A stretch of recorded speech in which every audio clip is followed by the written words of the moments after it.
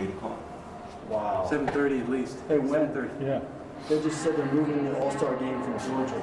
Yeah, I saw that this afternoon, yeah. 7:32, sunset. Wow. One just told me 7:32. Oh, thanks. Thanks, Robert.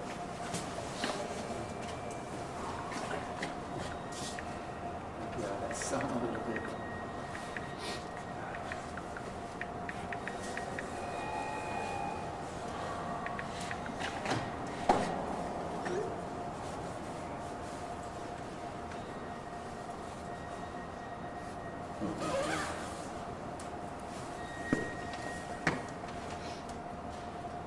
Yeah, anytime? Okay, all right. Okay, thank you.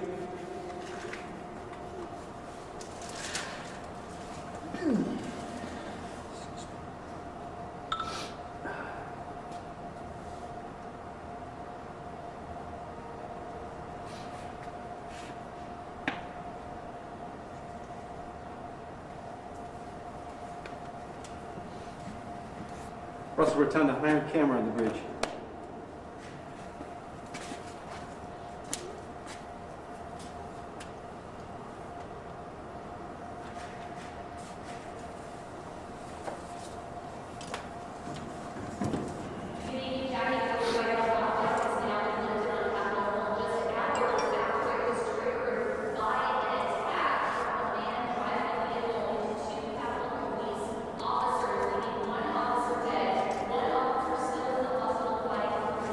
Procession is going to the medical examiner's office. It's already en route. That's where he's at. Mm-hmm. He's gone from the hospital to the medical examiner's office. They got pictures. Thanks. Does that mean he's dead? No, the officer died, yeah. Huh? Officer Oh, I died. thought you meant He's dead. the driver. Driver's There's dead. two people The driver dead. is dead. Yeah. Oh. Yeah, they said in the press conference, the officer's dead and the suspect's dead. Oh, I didn't know that. Sorry. So they're not coming this way? Well, I mean, They could still pass by. I don't know. About the National Guard, you mean? No, they're probably just escorting the officer's body Yeah, from the procession. hospital to the that, medical examiner's office. Or they That's pass- for the officer, yeah. Yeah, they're passing by here. That was the word a while ago, right? I didn't know. Hey, Chocolate. Chocolate. Yeah, they were going to come up Pennsylvania, right? Yeah, I don't know, where's the MA's office? It's not going to come by here. It's not. Huh? No.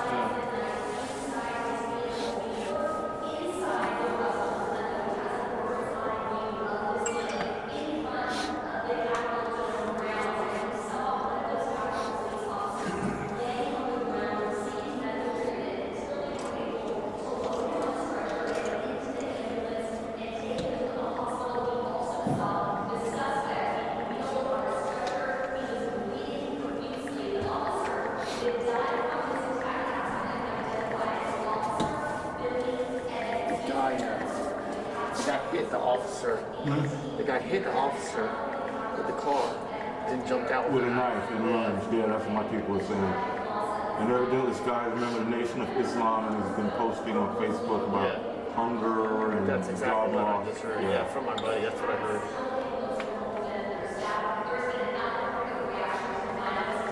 So he wasn't here on January 6th? Huh? He wasn't here on January 6th? Probably not. No, probably not, yeah. I was.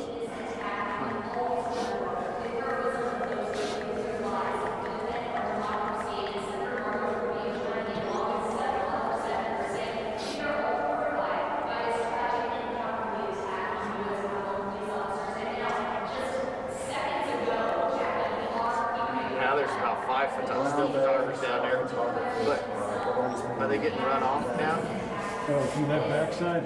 There's somebody up there running them off now. There's a cop running them off. No. So much for that position.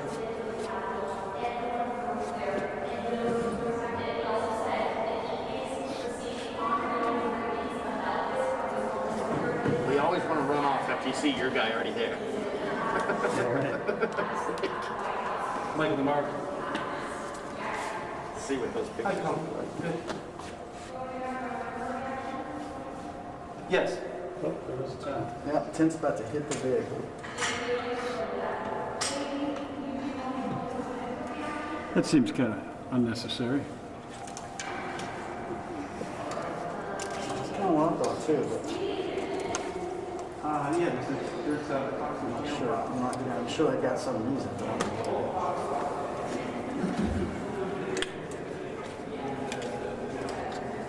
Not if he's bumping one of us out here.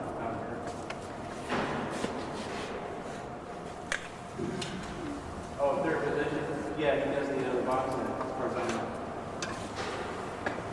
All right, sure, appreciate you. Thanks. From the Cleveland Clinic, and here are her thoughts. I think the impact will be twofold. First, I think it's going to help our travel industry significantly to be able to encourage more people who are vaccinated to be able to feel more comfortable in being able to travel, at least within the country. And the second impact, I hope, is to encourage people to get vaccinated. Mm-hmm. This is one more point that just says, you know, if you do choose to get vaccinated, you can get a little bit more freedom and feel comfortable about having those freedoms. This week, American Airlines reported a 90% jump above where they were before the pandemic. And COVID has put a damper on all of the holidays this last year. It's been a real bummer, as we know. But this Easter, we're starting to see the light at the end of the tunnel. It has many churchgoers planning to attend Easter services this weekend. So our Amani Abraham talked to leaders about what they're doing to keep their parishioners safe. Easter services here at St. Raphael Parish are marked with reminders to stay safe. In the past year, churches have turned to virtual services during the pandemic, but as more people come together in person, health and safety are still top of mind. We're seating everyone individually. We've got hand sanitizers all throughout. We are not just encouraging, but enforcing the wearing of masks and just looking at the guidelines that we've been given to make sure that we can ensure that people can gather as a community safely in this place. Ohio's health order for facial coverings remains in place, including for members of the congregation, according to the state of Ohio. But officiants are exempt from wearing masks during religious services. Christ Community Chapel in Hudson had announced earlier this week that masks would be optional, but recently revised their decision, citing confusion over the mandate. We will have to have the mask mandate in place for all the services. Health experts say it's important for people to remain cautious and take added steps to protect themselves and those around them. We're in a race right now between the vaccine and the virus, and we're seeing an increase now. We're seeing an increase in hospitalizations in the greater Cleveland area. And until we really achieve high penetration of the vaccine, people still need a mask. They can still get it. They can still get sick. For Father Eric Garris, taking the extra precautions have made it possible to come together again. Last year was rough, being very alone and distant, but it's been great to be able to get back together again and to know that we can do this in a safe way, and people feel safe coming back and they feel safe being here. Amani Abraham, 3 News.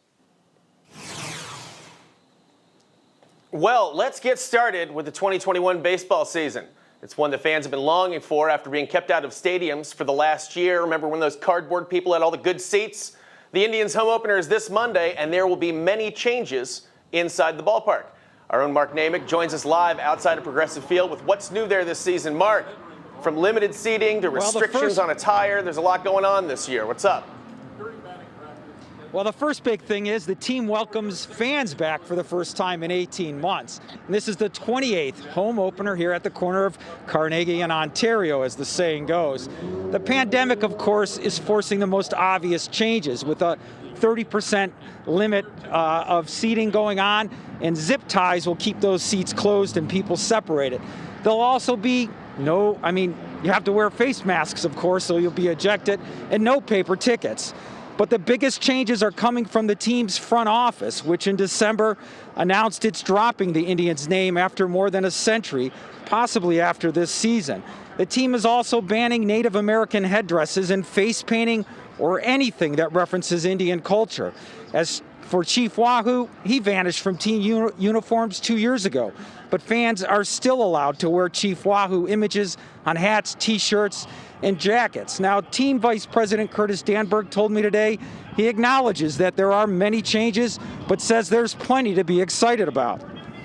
We're hopeful that we'll be able to increase capacity as the season goes on, and that's why we're doing seating based on a monthly basis. So we only seated everybody for April, and middle of April we'll start thinking about May, but again, we're doing that with the hope that by the summer months we're nearing capacity. The thing to keep in mind is we always find a way. We have the most wins in the American League in the last 8 years. We're led by a future Hall of Fame manager in Terry Francona. We have the reigning Cy Young winner. We have the reigning runner-up to the AL MVP in Jose Ramirez. So we have talent. We have to do things a lot differently, and we're going to show that off on the field and contend for that division. So there is limited seating, but there is a full season this year. That's 162 games, which should provide people plenty of opportunity to get inside the stadium, especially in these not so warm months right now. Mike? I do love Curtis Danberg's enthusiasm. Did he tip his hand at all? Did you get a tip as to what the new name, or did they commit to any kind of a time frame or anything as far as a name change? You know, I asked him, and a big smile came across his face because he probably gets asked this question 10 times a day. He said they are not committing to dropping the name by the end of this season because there's a lot involved. But he said, quote, "We're going to pick a good one." And in my opinion, I hope it's as long as it's not the Cleveland Municipals or the Rockers. Mike? Strong opinions there. Strong opinions. Thanks, Mark. Yeah. Appreciate it. Again, the Indians' home opener is this Monday. And you can watch it where? Why, right here on 3. The coverage starts at 2 p.m. with our home opener special. The game against Kansas City starts at 4:10. And in the next half hour, I'm going to introduce you to some of the hot new players on the team. Betsy? Well, speaking of baseball, there's another developing story going on right now. Major League Baseball pulled its All-Star game from Atlanta. The league is protesting Georgia's new restrictive voting law that went into effect last month. That new law adds several restrictions like requiring identification for mail voting and making it illegal to take food or water to voters that are in line. MLB Commissioner Robert Manfred said in a statement, quote, "Major League Baseball fundamentally supports voting rights for all Americans and opposes restrictions to the ballot box. The league is finalizing a new home for the All-Star game." Well, still ahead for us here on What's New, Easter is just 2 days away. We have some last-minute gift ideas to help you complete your Easter baskets. And then it was all a joke. What Michael Strahan has to say about his gap. I'm so happy to hear this. This is like the most relieving thing ever, besides the sun coming out and the snow melting away, Matt Standridge. Yeah, Betsy, we're halfway there. We finally got the sun, right? Now we just got to warm things up a little bit. We have some good news on the forecast. We're going to bring that south wind back over the next several hours. But here's your outdoor dining forecast. We got 2 thumbs up. You may want to think, though, about outside. Just make sure you bundle up, especially if they got the heat lamps out there. Overall, though, a nice evening, just chilly, but we are working on warming up for your Easter forecast. We'll have that for you coming up.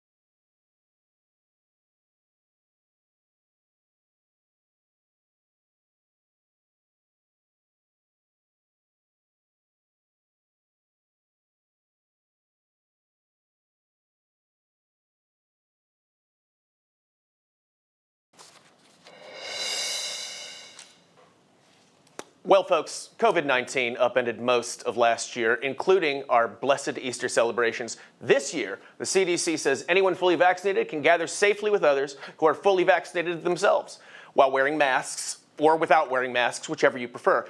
They also do encourage families, though, to celebrate with people that they live with, virtually or outside, while staying 6 feet apart. So that's positive.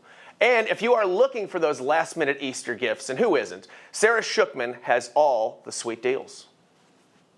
Hippity hoppity, Easter is on its way. The countdown to Easter Sunday is here. And don't worry, you still have time to pull off all the exciting traditions for the honey bunnies on your list. You know, we need the Easters. We need all of the holidays right now because I think that it's something for us to get excited about. A lot of what makes their tradition special, which is families coming together. You're going to have a lot more of that this year because of, the progress made on vaccination and the partial opening of our economies. Traditions that include dyeing eggs, Easter egg hunts, and of course, best of all, the candy. 78% of people eat the ears of a chocolate rabbit first. You know, it's so part of tradition, so part of the experience. And don't forget the baskets. But I'm all about creating Easter baskets and gifts that actually create an experience. Lifestyle expert Lindsay Myers says baskets are for kids of all ages, from gardening to food lovers and spa treats. There's something for everyone. It's going to make someone try something new. Don't shy away from getting personal. Holidays are huge for us. Bunny business is booming for specialty shops like Etsy's Crafty Chicks Design One.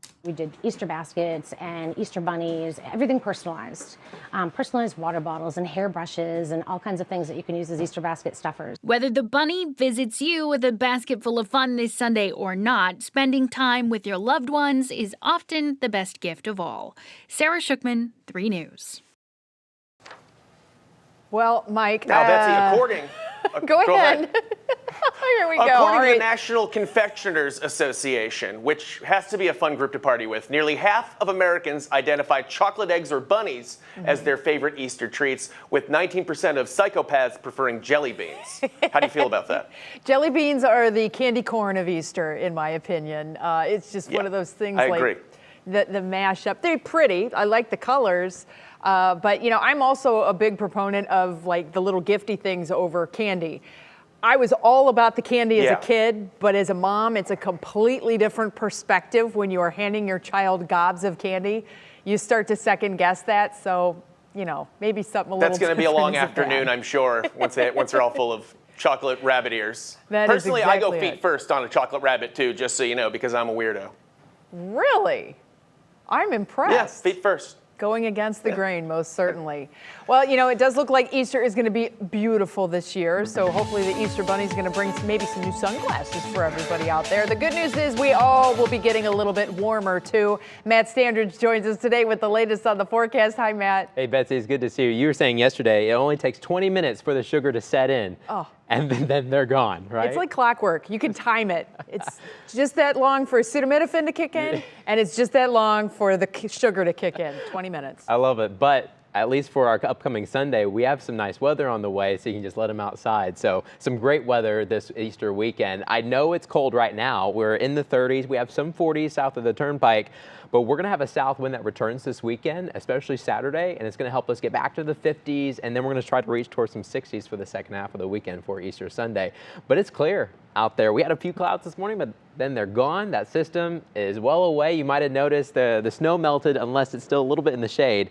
But otherwise, we had some great weather, especially this afternoon, just on the cool side. If you look off towards the north and west, there are a couple clouds near the Minnesotan-Canadian border. We're watching those very closely. We could get a few high-passing clouds tomorrow, but you see there's not really any rain with it. So a couple clouds here and there this weekend, but otherwise, our next system still hasn't made its way on shore. You see that low pressure way off towards the west. That's going to give us several chances for rain next week. But the next couple of days look pretty nice. That south wind returns tomorrow, 5 to 15 miles per hour. Not too bad, but it's going to help us warm up. It won't really be that significant in the morning. We'll be chilly tomorrow morning, the 20s and low 30s, but by the afternoon, I think we're headed towards those mid-50s. Here's your National Zymar hour-by-hour forecast. Overnight, things are very quiet. If you are headed out this evening, just make sure you bundle up. It's still kind of cool out there.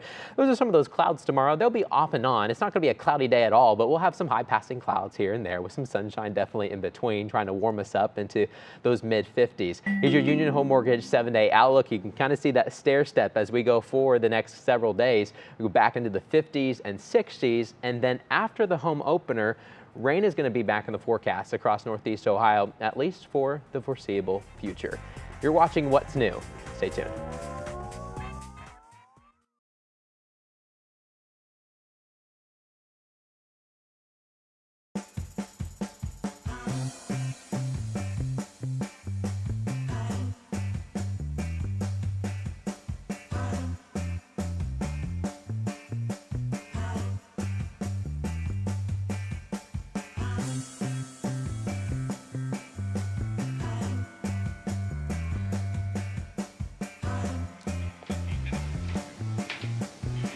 Say that again? Yeah.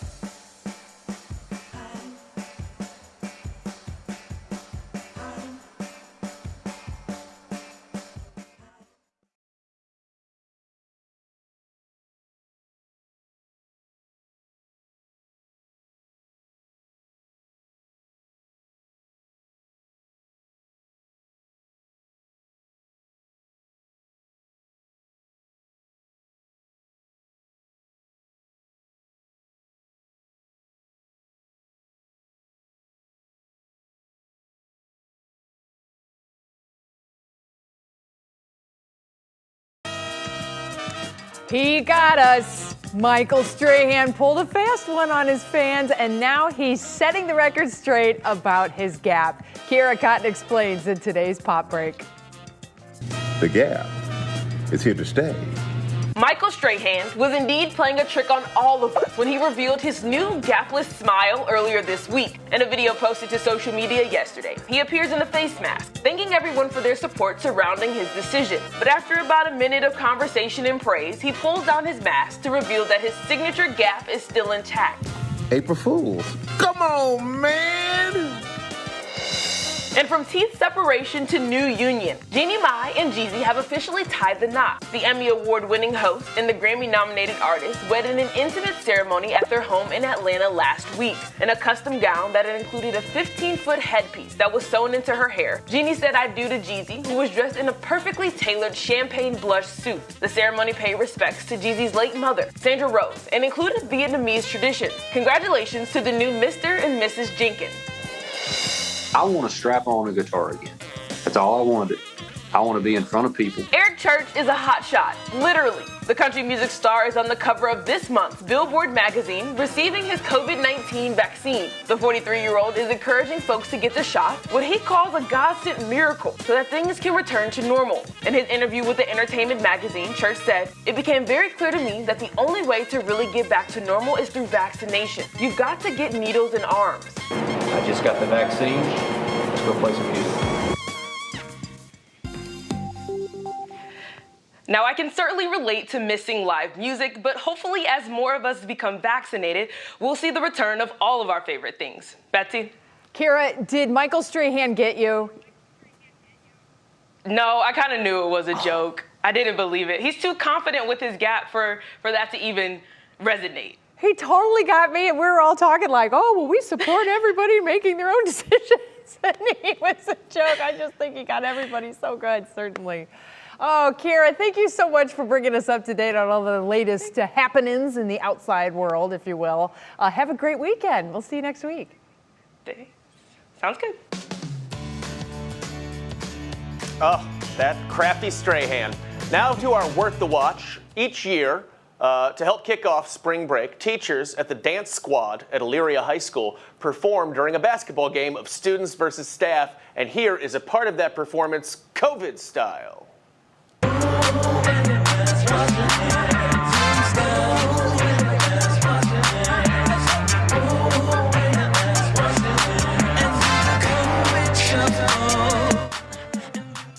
There it is. The performance was all virtual, so staff and students could still watch the annual tradition. Look at them go. Fun fact, folks, one of the dancers is the sister of one of our directors here at Channel 3, Matt Babb. Hey. And Betsy, I have it on good authority that he actually had something to do with the choreography.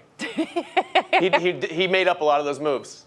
I mean, Matt is a man of many talents, and I would not put it beyond him to be able to throw down some very good choreography as well. He's magic in the booth. Fun stuff. All right. We're going to carry on, Michael. Still ahead, back to work options. Our Daniel Serino digs into different ways workplaces are bringing employees back, both with in-person and hybrid models. Plus, tributes to some local legends are planned for the Indians' home opener on Monday. Details ahead in Clicking in Cleveland. And speaking of the Indians, Mike is going to give us a look at some of the new players we'll be seeing on the field. Stay with us. We'll be right back.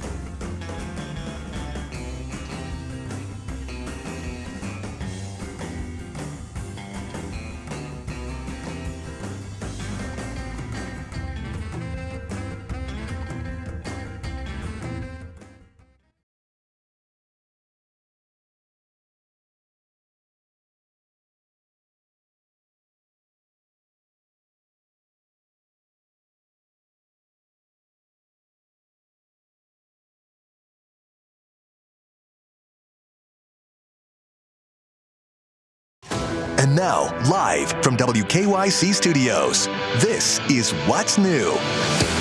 Well, welcome back, everybody, on this Friday edition of What's New. I'm Betsy Kling. Mike Polk Jr. is in for Jay tonight. Mike, it is great to have you with us. And I am glad to be here, Betsy. Betsy, I know you're a huge Indians fan. We've actually hung out at spring training together because you get excellent seats, and that's always nice. But the team does look very different this year, and I think that it is important to try and introduce people to some of our new players. And coming up a little bit later in the show, in about 20 minutes, I'm going to introduce everybody to as many of our new players as I can in about a 2-minute package. Sounds good, Mike. We certainly look forward to that. But we begin this half hour, as we always do, with 3 things that you need to know. Bowling Green State University cited the fraternity accused of hazing a student who later died. Stone Foltz's family says his blood alcohol level was .394 when he was taken to the hospital where he died on March 7th. Pi Kappa Alpha received 4 citations for hazing, 1 for harming others, and another for disrupting order or disregarding health and safety. It's a total of 6 charges there. The fraternity was temporarily suspended after the incident. The university plans to have a final decision on the fraternity by April 13th. Also, a U.S. Capitol Police officer has died after a suspect rammed a car into a security barricade today, and another officer is recovering after being hit by the vehicle. The Capitol Police chief says the suspect is also dead. He was shot by police after jumping from the car with a knife and running at the officers. President Joe Biden just released a statement saying he and First Lady Jill Biden are heartbroken by the attack. He also ordered flags at half staff at the White House and in all public buildings and grounds through Tuesday. Here in Ohio, today's coronavirus numbers across the state took a dip over the last 24 hours, with 1,677 cases being reported, just above our 21-day average of 1,666. As of today, nearly 31% of Ohioans have been vaccinated against the virus, with just over 95,000 getting their doses just over the last day. And now to our top talker. The more Americans are getting vaccinated every day, as we know, and with that happening, employers are deciding when to bring their employees back into the office. And one thing is for certain, it's not going to look the same when they come back in, Betsy. It's definitely not. In today's Routine Reset, our consumer investigator Danielle Serino explains what corporations, including some employers in Ohio, are doing. Their concern is that they want to have Kurdish, excuse me, my kids are here. In many ways, working from home's not been easy. Despite the pitfalls. Can you hear me, Judge? I can hear you. I think it's a filter. About 81% of employees either don't want to go back to the office or would prefer a hybrid schedule. As to what employers will do or when is a toss. There are some members that we have where their structure is set up where the business requires employees to come back into the workplace. Patty Graves is with the Society for Human Resource Management, or SHRM, which works with HR departments. She says most of its members are leaning towards hybrid models, with more than 2/3 saying they'll be more flexible with employees. An employer could allow maybe 1 day a week for telecommuting, or maybe a couple of days during the week to kind of transition. In Central Ohio, software company Cover My Meds is reportedly letting employees choose their work arrangement, as is health tech firm Olive and payment solutions firm Alliance Data. In Northeast Ohio, Highland Software is already phasing in some of its 4,000 global employees deemed essential, although it's leaning towards a hybrid model for the rest. Our employees have accomplished so much over the past year virtually, including this kind of incredible and newfound collaboration with Highlanders across the world. I think we're viewing flexibility as more of a business strategy than maybe we even have before. There's no set return date, but it's hoping that the campus amenities, which include a daycare, athletic facilities, and a salon, will be an enticement. To say, hey, I'm going to go into the office today to do a couple meetings, but also to experience some of the energy and excitement that the campus provides. Then there's Key Bank, which kept on about half of its 18,000 employees. Those who went remote will stay there until at least the summer, with a small number coming in on a limited basis. As for a formal return, it's waiting to see how the pandemic plays out. But like most of SHRM's members, it's implemented safety measures like plexiglass barriers, signage for social distancing, and occupancy limits. I think that communication is going to be critical in helping employees to feel comfortable returning to the workplace. And comfortable employees are what companies believe will give them a competitive edge. That flexibility is a strategy for us to engage employees, retain employees, and then, of course, attract employees. Another consideration may be taxes. With so many working from home last year, the state passed a bill letting municipalities tax employees who no longer worked within their boundaries. But some lawmakers want that to end, and lawsuits have been filed. I'm Danielle Serino, 3 News.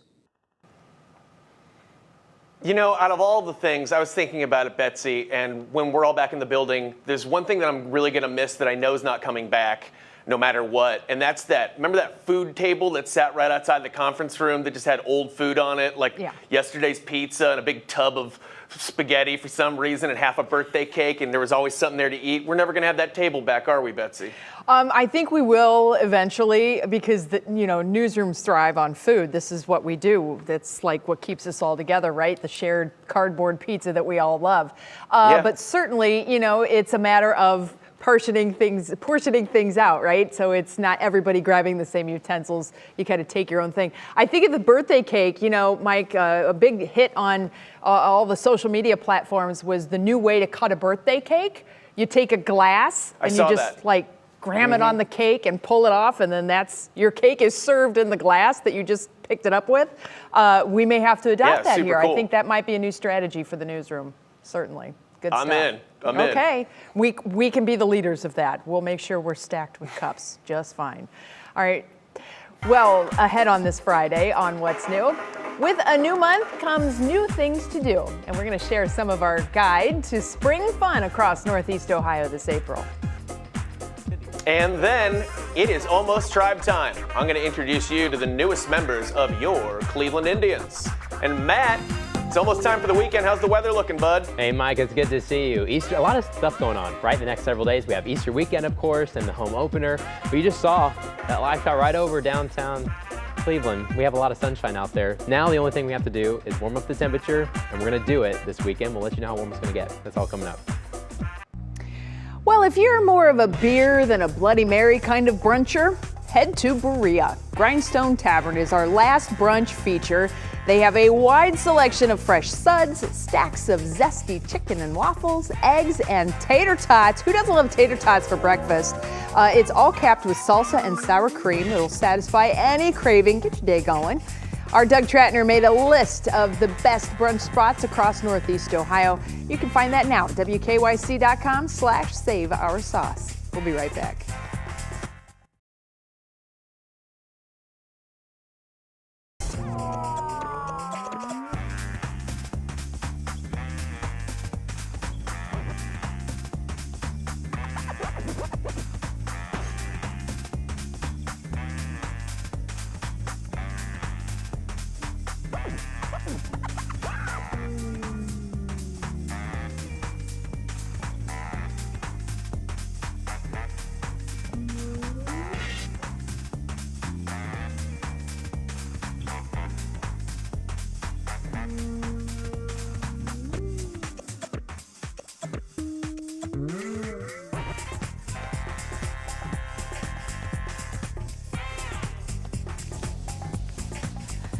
Hello. Did you say mic check? Sorry, it's a little hard to hear you.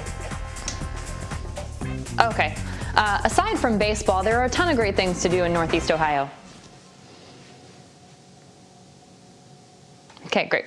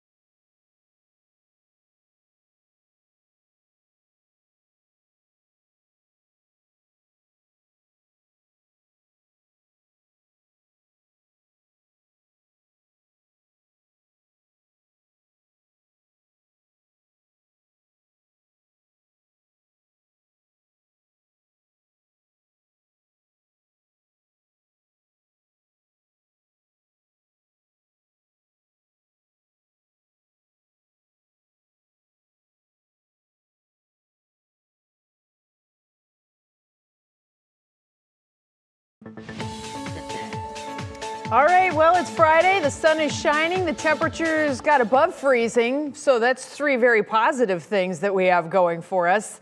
The 4th very positive thing, Matt Standridge is doing weather tonight. And the 5th is that the weather just keeps on getting better. There's a lot to go positive here. I got a good forecast. I like doing the forecast when we got a good stretch of days coming. That's great. But Betsy, I was doing a little research on Easter weekends around here.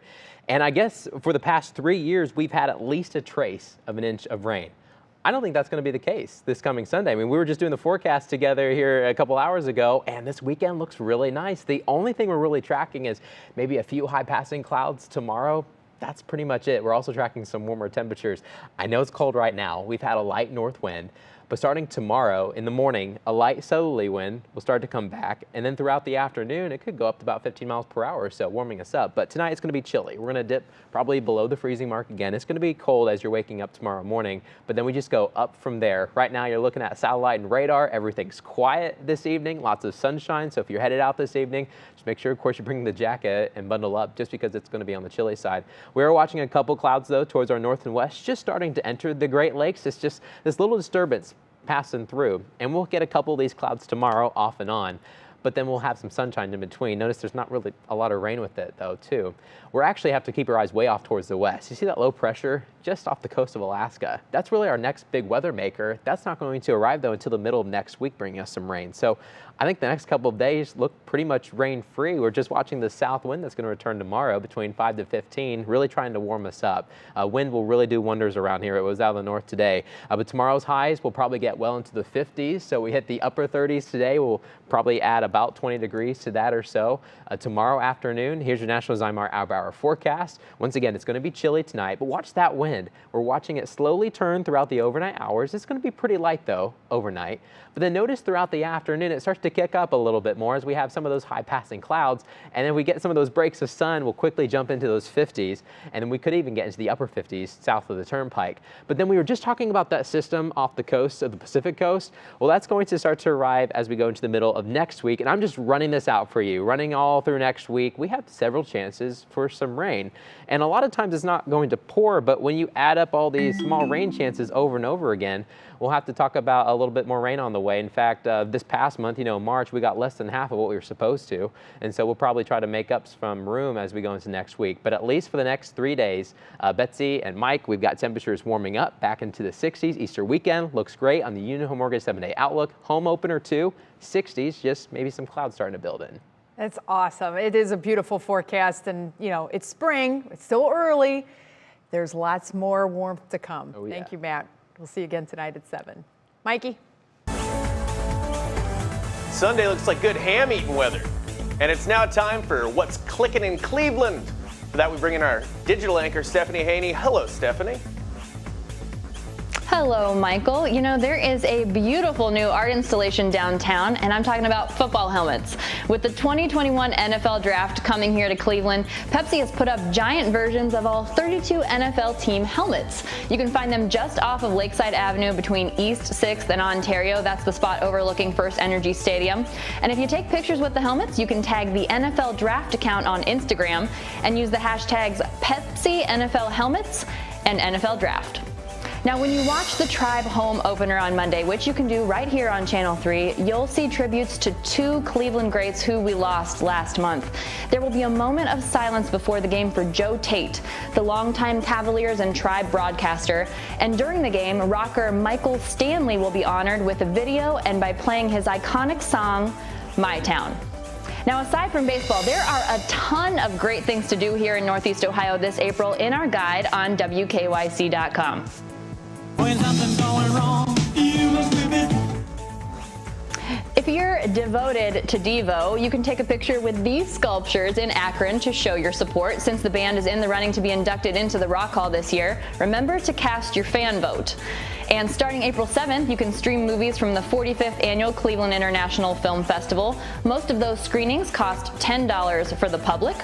And through April 11th, you can see thousands of orchids blooming at the Cleveland Botanical Gardens.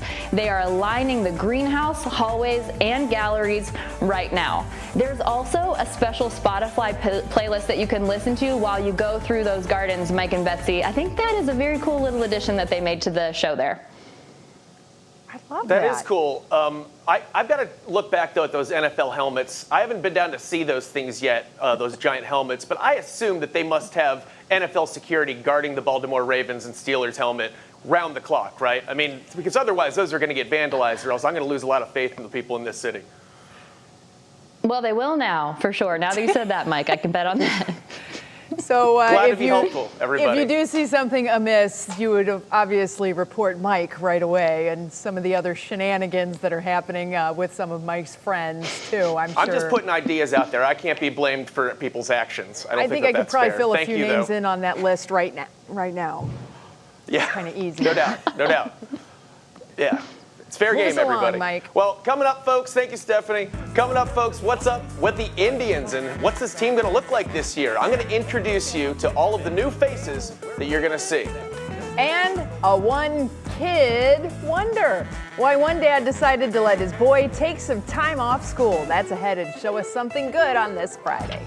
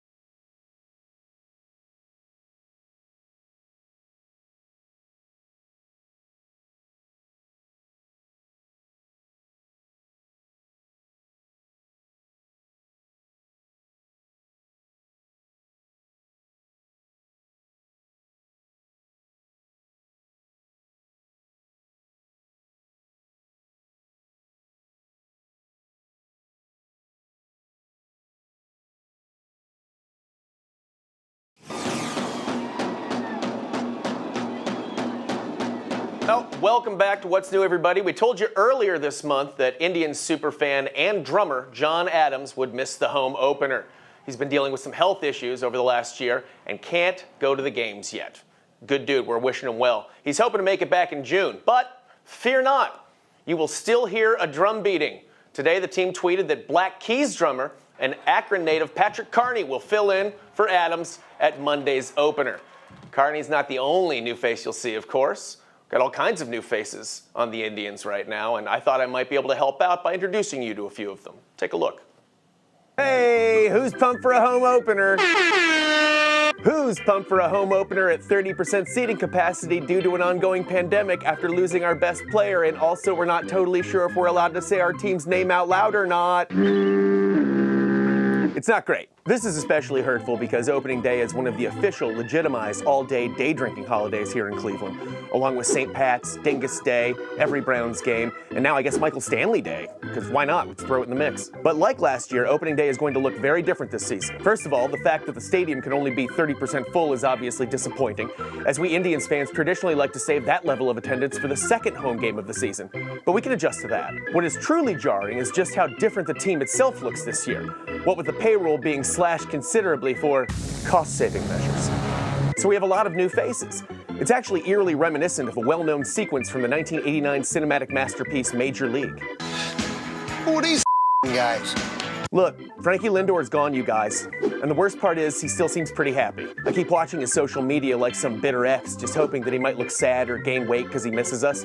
But so far, no dice. And we have to move on. So rather than dwell on the negative, I thought I'd use this opportunity to introduce you to some of the new players we scored in the offseason, and give them each a nickname so we can start to form a connection with them as a fan base. With that said, let's meet some of the exciting new faces of your Cleveland Indians that I'm sure will soon have us all saying, Francisco Lind who? First up, Eddie Rosario. He's a 29-year-old outfielder with some pop in his bat who can hit the long ball, and who I'm nicknaming Rosebud, which is not great, but it'll do for now. Next, Andres Jimenez. He's an exciting young shortstop who bats left, throws right, and spent most of the 2018 season playing for a team called the Binghamton Rumble Ponies. So I am nicknaming him the Rumble Pony, which rules. Next, Ahmed Rosario. Wait, didn't I just do Rosario?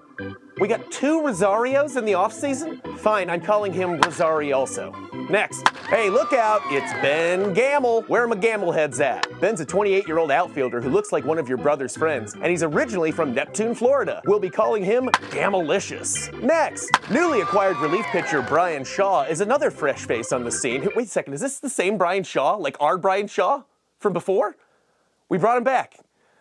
He must be 50. Okay, you know what? Let's stop meeting the players. This isn't helping. The roster might not be loaded with high-priced talent this year, but that's not what it's all about anyways, is it? It's about the experience of going to the ballpark and supporting your team. Sure, maybe things are a little different this season, and maybe we're not yet familiar with everyone who's on our team, but this is still our team. This is Mike for 3 News. Go Tribe.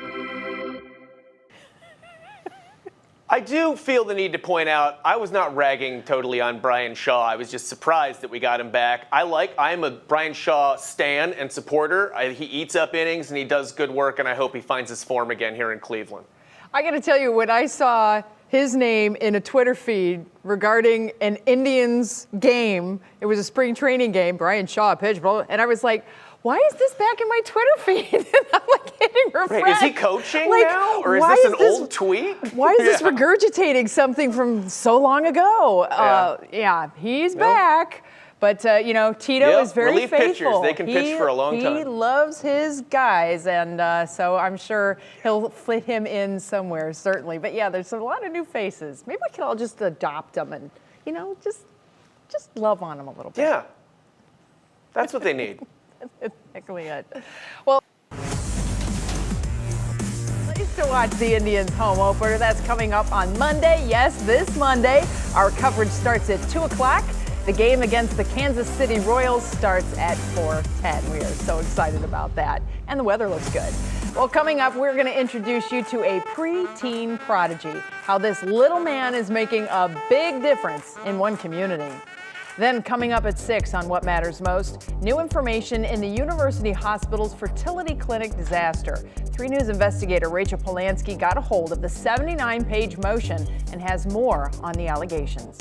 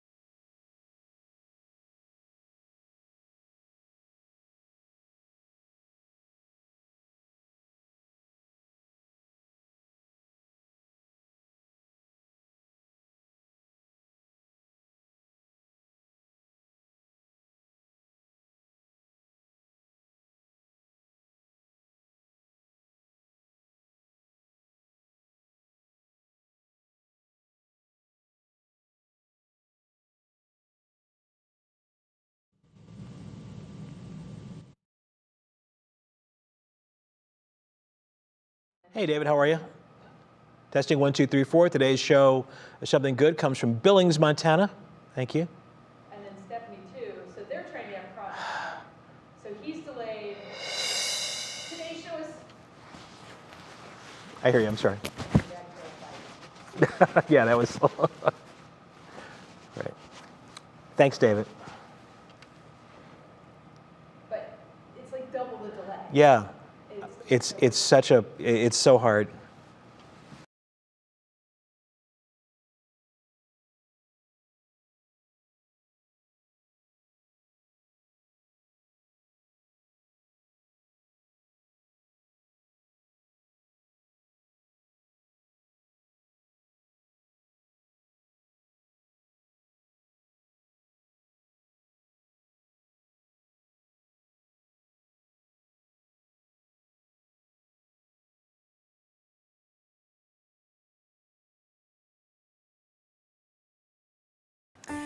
Today's show is Something Good comes from Billings, Montana. I'd like to introduce you to 10-year-old Chef Ryland. He's volunteering at a food bank to help families in need. Ryland's dad allowed him to take some time off school to do the volunteering, but he's not done yet. Ryland says he's going to raise money with a lemonade stand to help raise money for his school next year. That's a good kid with a good heart, certainly.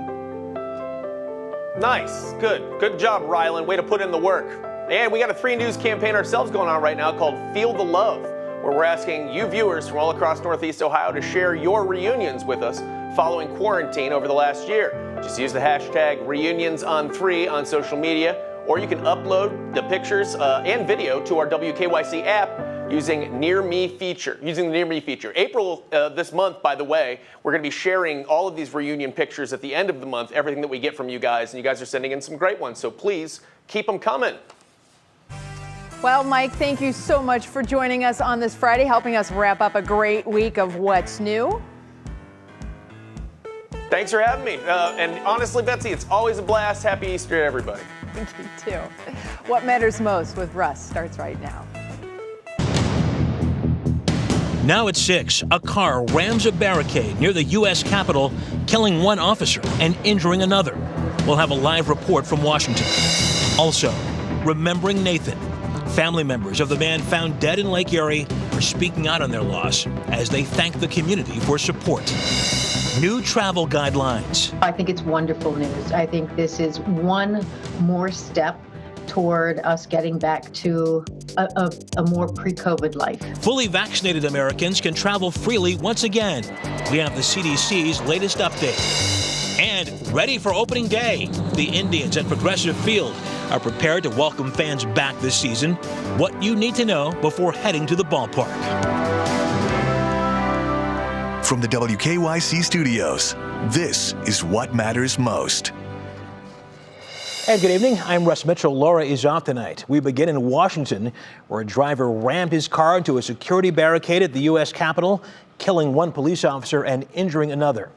Let's get the latest now from Alice Barr in Washington. Alice, good evening. Good evening, Russ. It's a sad day for U.S. Capitol Police. It's really hard to believe that they are mourning the loss of another officer so soon after the January 6th attack.